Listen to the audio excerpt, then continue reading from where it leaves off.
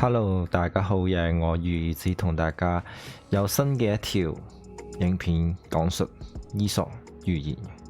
Hello everybody, it's a new episode of Aesop's Fable. And this fable is called The Ants and the Grasshopper. 呢次嘅寓言就係螞蟻們與草蜢，或者簡單咁講，螞蟻與草蜢。相信大家都聽過呢個故仔㗎啦。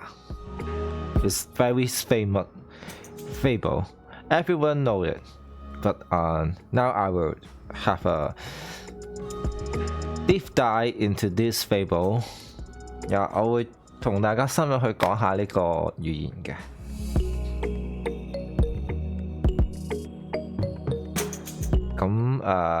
我今日就係會去露營嘅，咁因為我有2日假啦，咁所以我就預早去拍呢一條影片，咁就可能返到嚟再 upload 啦，係啦。咁首先講下啦，就係跟翻個英文字母次序嘅 ，it's based on the alphabet order because so that this is the last fable about ants. Yeah, so tell you about hardworking. So there's 5 books cover this fable. So it's a very famous fable. 咁有5本書就係會講述呢個故事嘅。咁因為佢實在太出名啦。So for the first book is an ancient English book. So I will not analyze this. 係啦，第一本書太舊啦，大家都睇唔明啦呢啲字。So the second books, let's start with the second books. 呢本書我哋講先啦。An ant and a grasshopper. Okay, as the ants were airing their provisions one winter, up comes a hungry grasshopper to them and begged a charity. They told him that he should have drove in summer.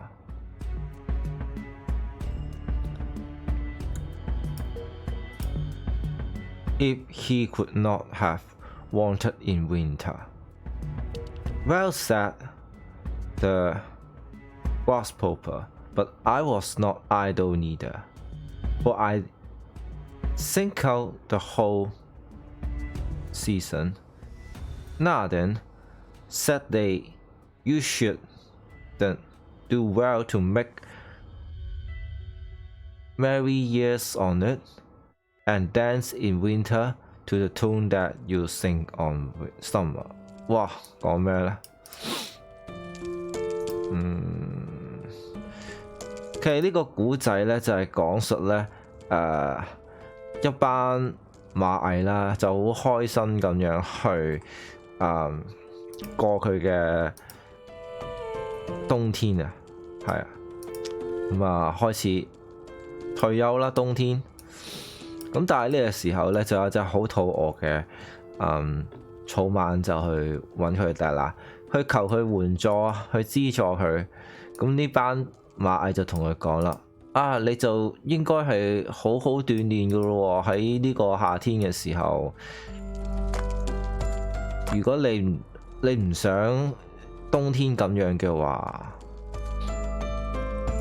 咁樣，但係咧草蜢就話啦，其實我好努力㗎，我夏天嘅時候，我冇停過手㗎，我咧係一直喺度歌唱緊㗎，成個夏天咁樣啊，咁我都唔會俾任何嘢俾你㗎喎。嗰啲螞蟻就話啦，你應該係你應該好好啊！你咁樣嘅話，你咁努力嘅話，咁你繼續喺你嘅冬天慢慢喺度唱翻夏天嘅歌啦。你夏天唱嘅歌，你冬天繼續唱啦。非常之諷刺啊！呢個 OK， 咁因為咧我哋有五本書要 cover， 咁所以我哋用繼續去講個故仔先啦。喺其他嘅譯者睇下佢哋點講故仔。Because we have 4 books to cover, we just focus on the story of other books first. So for the next book is Still the Ants and the Grasshopper. And the ants were employing a fine winter day in drying grains collected in the summertime. A grasshopper, perishing with famine, passed by and earnestly begged for a little food. The ants inquired for him, "Why did you not treasure up food during the summer?" He replied, "I had not pleasures enough. I passed the day in singing." They then sat in Røde.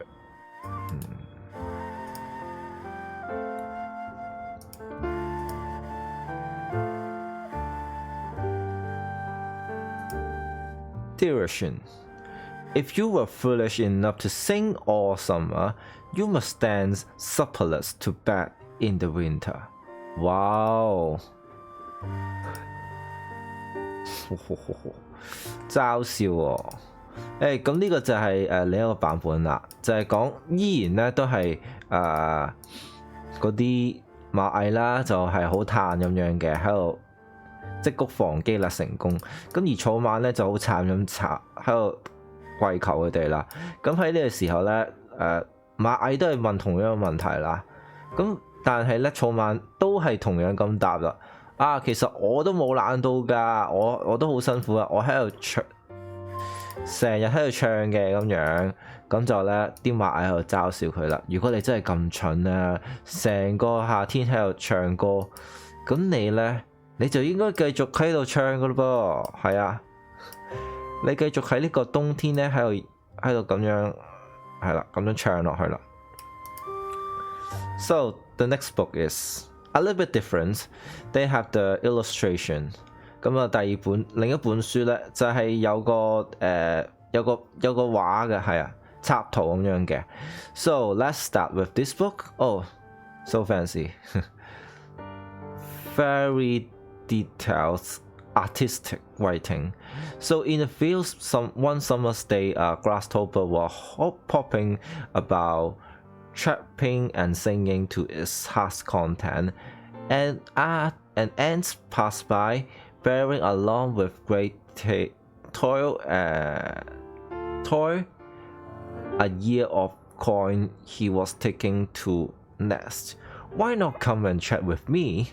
said the grasshopper, "instead of toiling and mowing in the way." "I'm helping to lay out food for the winter," said the ant, "and recommend to do the same." "Why bother about winter?" said the grasshopper. "I have got plenty of food at present."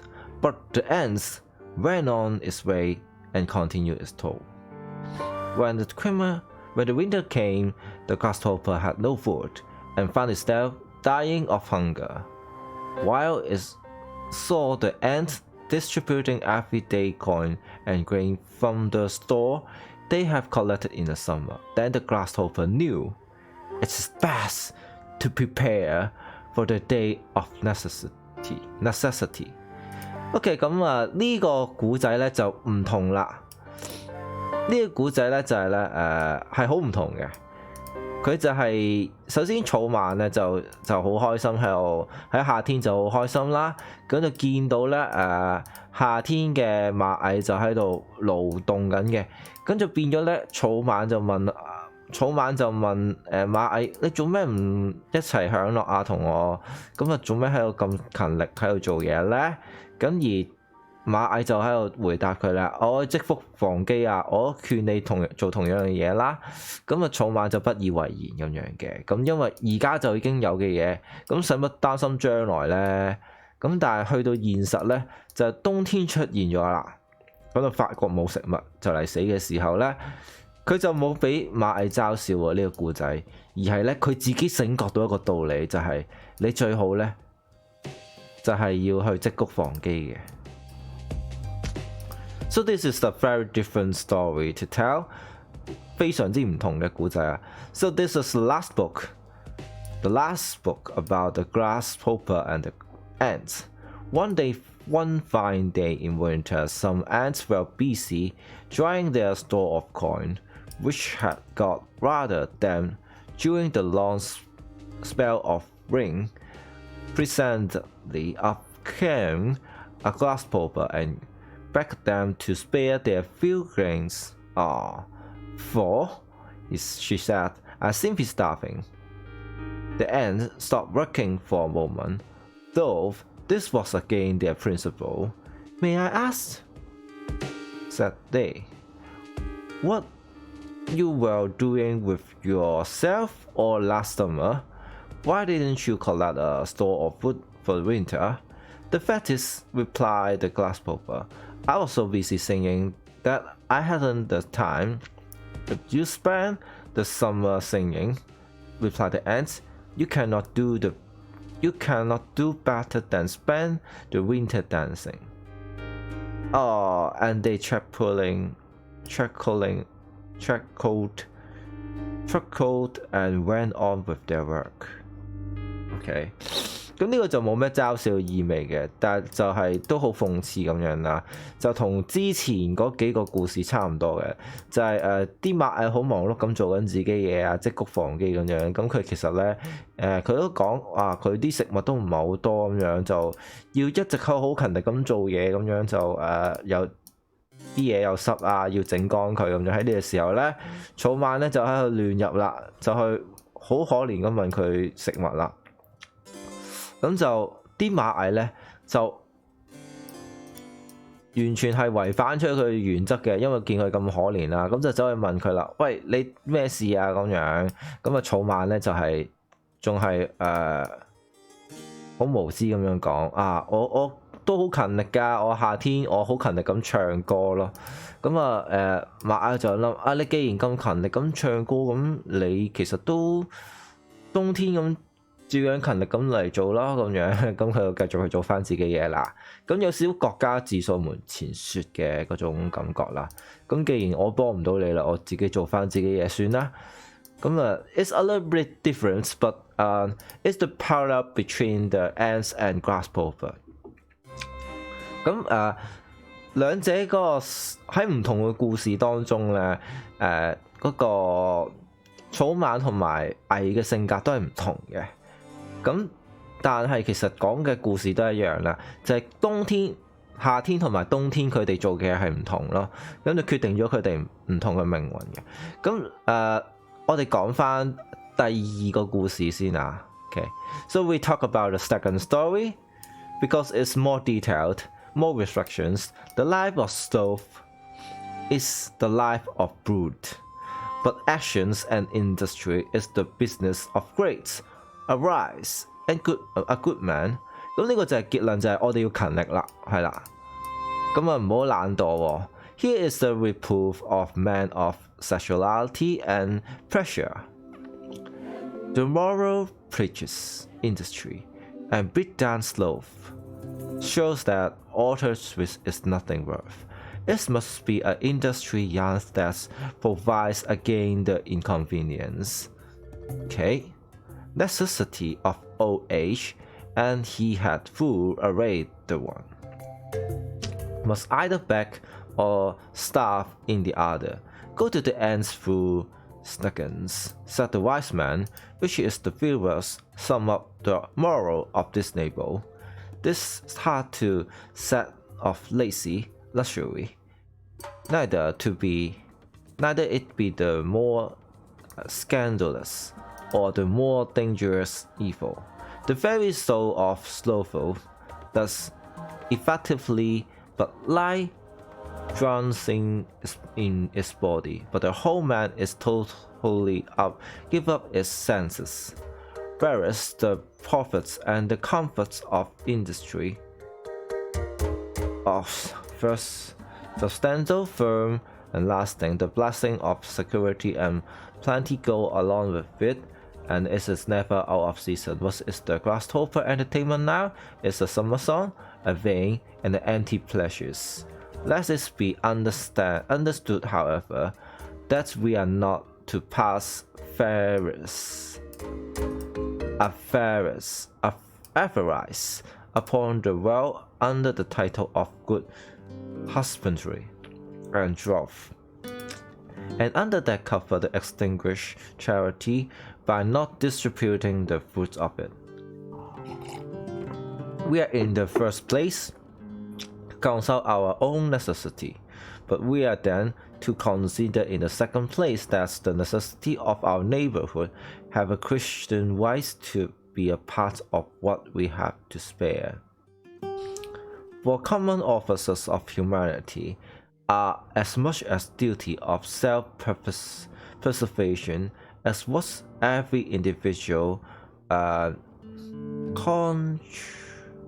contributes to his own well-being, but it is in short the great interest and obligation of particulars to advance the good of the community.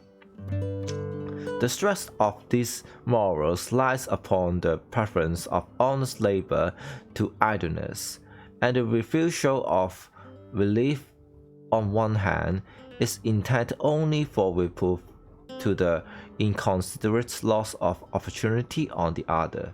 This does not hinder yet, but that's the end out of their abundance ought to have relieved the Grasshopper in their distress, though 'twas was their own faults that brought her to.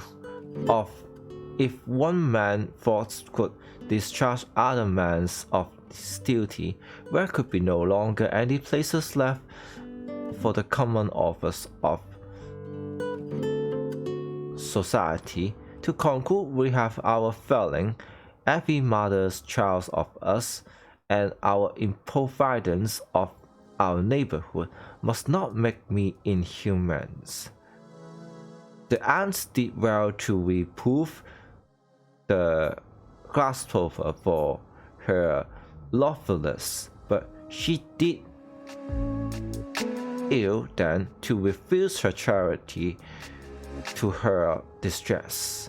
咁呢個角度就會有啲唔同喎，佢嗰個。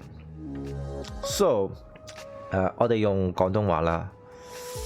咁呢個就係講唔好懶惰啦，懶惰就唔好嘅。咁嗰個勤勞同埋行動就係嗰個美德嚟嘅。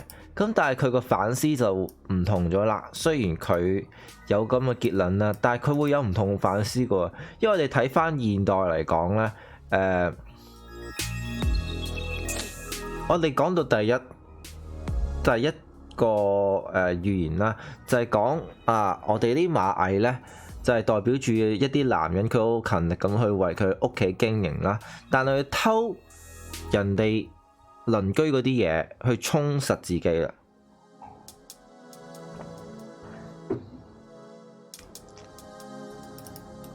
咁呢個就係講咧嗰個道德咧。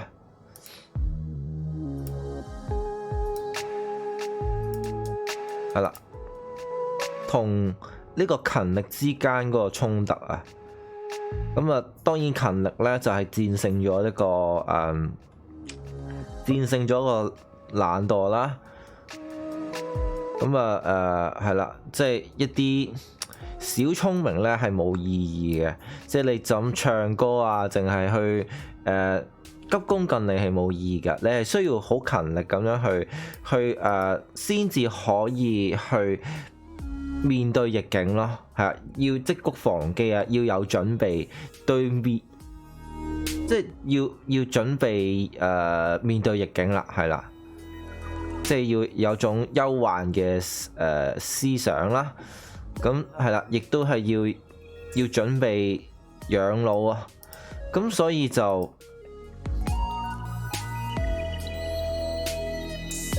如果唔係嘅話咧，就會好似草蜢咁咧，就要去求人啦，又或者咧就餓死。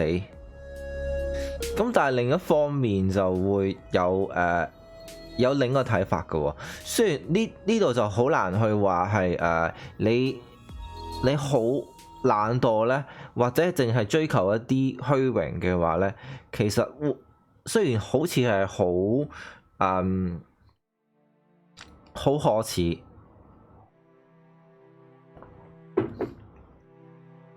又或者係一個好危險嘅一個罪惡嘅誘惑啦。咁但係其實喺嗰個懶惰嘅核心呢，其實係我哋每個人都會係有懶惰嘅一面嘅，係啦。只不過係我哋要通過勤力呢，咁就先至可以會有更加實質，建立咗一啲更加實質嘅基礎啊，可以更加長遠咁樣嘅。咁呢一種係一種保險啦，係一種保障，係令到我哋可以繼續去生存落去啊，係唔會去俾逆境淘汰啦。咁但係我哋見到就係事實上係會有草蜢呢啲咁嘢咧，佢哋淨係會諗娛樂啊，喺夏天喺順境嘅時候就盡情咁享樂啊，係追求一啲虛榮嘅。咁同時我哋都要去理解嘅一樣嘢就係呢個咩㗎？Fables 係點解咧？有啲叻機添。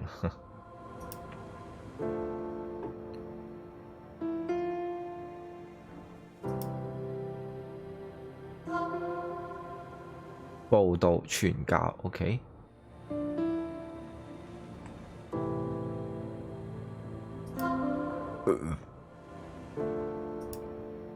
貪慾 ，avarice，OK。咁就係嗰個貪慾啊。我哋要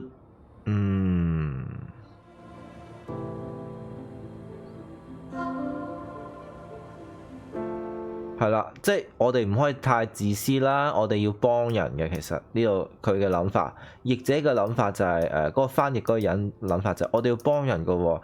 咁我哋喺一個好好嘅位置入邊咧，我哋係識得去關注我哋自己最基本嘅嘢啦。咁但係其實我哋都要去諗，設身處地去諗其他嘢嘅喎。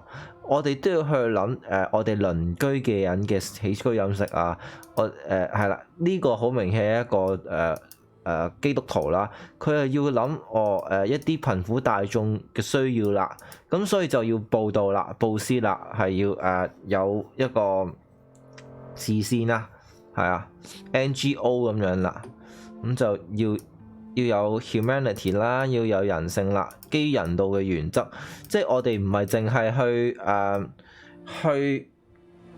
去為自己去儲蓄咯，唔係去保障自己咯，而係去保障成個群體嘅。咁係啦，去以一個更加大嘅群體，用個社會嘅角度去勤力咧，係會更加理想嘅呢個心態，咁佢就會有呢個諗法嘅。咁所以佢呢個道德嘅諗法就係咧，我哋當然就係最重要就係我哋要好誠實咁去工作，去避免懶惰啦。但係我哋另一方面都唔可以咧太過自私嘅，唔可以去諗人哋失落咗嘅機會㗎，即係要去理解人哋。雖然人哋係會有懶惰一面，但係我哋唔可以無情咁樣去唔幫人嘅。咁呢個就係佢自己嘅反思嘅，唔係呢個故事嘅嘢。咁我就嗱，所以點解唔好話淨係去信個故事咯？我哋睇本書唔好去盲從去相信權威啦。咁呢個咧就係一個好好嘅例子啦。呢個翻譯嘅人就係佢會去諗其實呢個係一個好嘅故事，但係我哋係咪要有更深嘅反思呢？係咪消化咗之後係要誠實去睇翻自己同埋呢個社會嘅情況，係咪死咕咕咁去運用呢個情況呢？如果我哋咁樣死咕咕嘅話，我哋就會變到一個好自私嘅人。我哋唔會幫草蜢嘅，我係覺得佢哋抵死。但係事實上係咪真係應該要去咁諗呢？係咪應該要係有多一啲嘅憐憫呢？對人哋對人哋嘅不幸係啦，咁我哋先叫做人咯。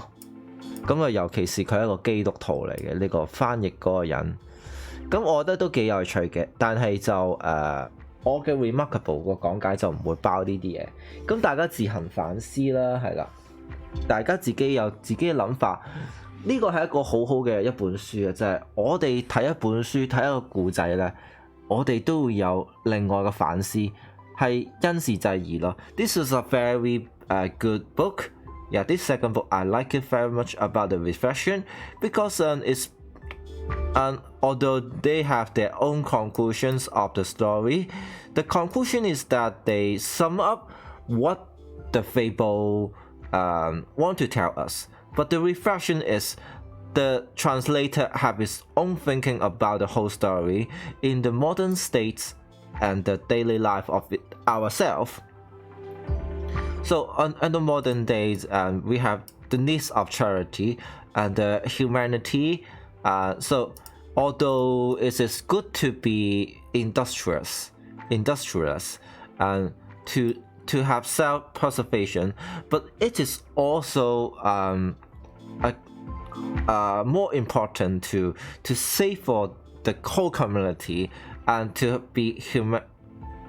have a mind of humanity to take care of others for charity.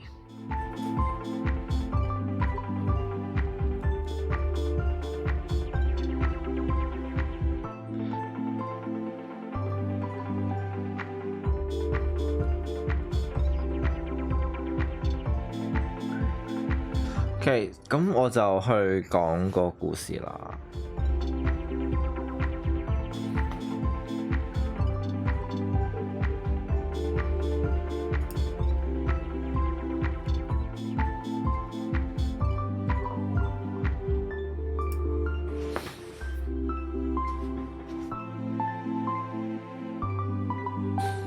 首先，其實有兩個版本嘅，有一個版本就係shit。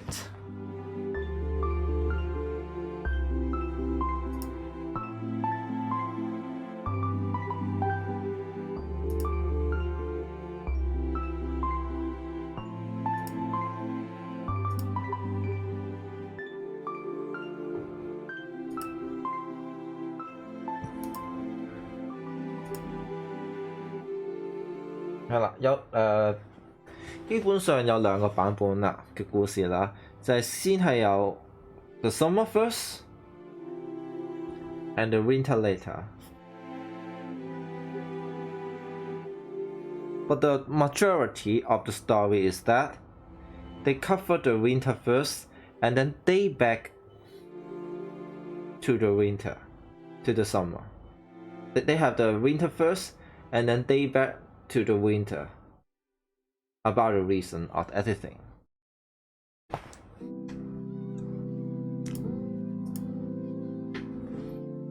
So I will cover the story in the winter first and then they back in the summer. Yeah.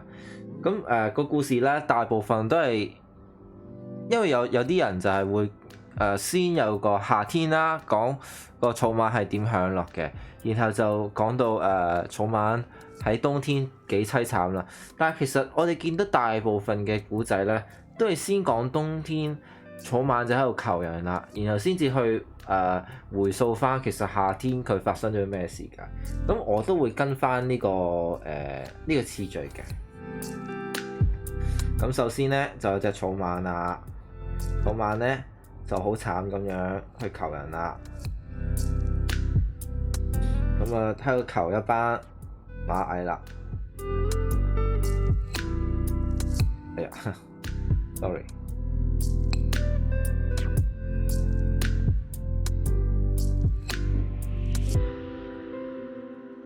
係啦，一班螞蟻咧，其實佢都好忙碌噶喎，喺冬天嘅時候。咁只不過咧，我哋先講係啦，兩邊嘅。首先咧，草蜢咧就好慘啦，因為咧佢就嚟死㗎啦，佢就係餓死啊，同埋而家係冬天啊，出邊乜食物都冇。咁而咧啲螞蟻咧就有好多食物嘅，但係有食物之餘咧，佢哋都要忙住去整乾嗰啲食物嘅。咁因為咧佢仍然係好濕啦，所以就要好勤力咁去整乾佢嘅。咁佢自己都顧唔掂嗰啲螞蟻，但係起碼佢哋唔使死。咁喺呢個時候呢，草蜢呢就知道啲螞蟻就有食物啦，就求佢哋去幫佢嘅。咁啊，啲螞蟻就會其實都幫唔到佢噶啦，係啦。咁就問佢究竟咩事啊？咁樣停晒手啦，好忙咁樣，但係停晒手咁樣啦，見佢咁慘咁樣。但係草蜢呢就喺度同佢講啦，係啦，螞蟻就問佢啦，喂，點解啊？點解你冇嘢食嘅咁樣？咁草蜢就話啦，其實我好忙噶喎，咁樣我喺夏天嘅時候咧就不斷咁唱歌噶，咁啊忙住咁唱歌咁，但係就冇草嘢食嘅。跟住變咗呢啲螞蟻就諗啦，你既然咁忙，你夏天咁忙你都 OK 咁樣，咁你冬天 keep 住咁去做咯，係啦。咁我就唔知道呢個係。我都比較其實係一個諷刺嚟嘅，因為我未必會有嘲笑嘅成分嘅。咁但係其實有幾本書呢，嗰個螞蟻呢都係有種嘲笑嘅態度。就有本書就唔一定係嘲笑嘅，係純粹好中性咁去講嘅啫。So this is a story that the grasshopper is starving in the winter, while the ants.They are busy drying their storage of food collected in the summer. When the grasshopper asks them for food when it's starving and cold, the ant stop and ask the grasshopper why, what happened in the summer. And the grasshopper said, "Oh, I'm very busy in the summer," and keep singing. So in the response to that, the ant said that, "Oh, you can just dance in the winter." I cannot say this a bad attitude or not, but it's a great reflection of this.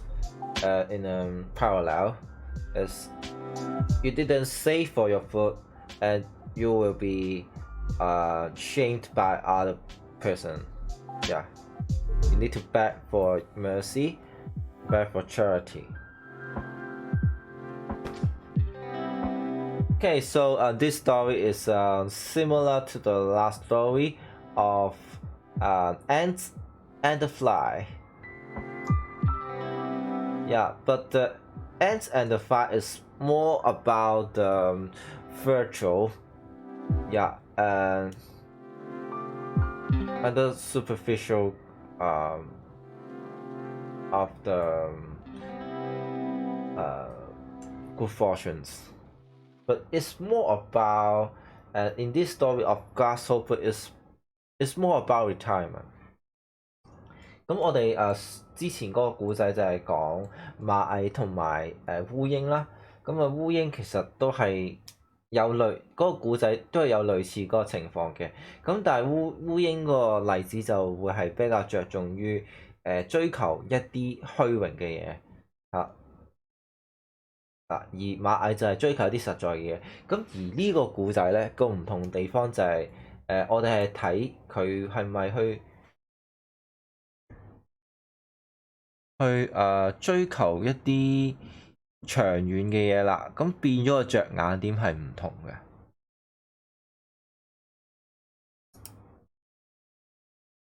係咯。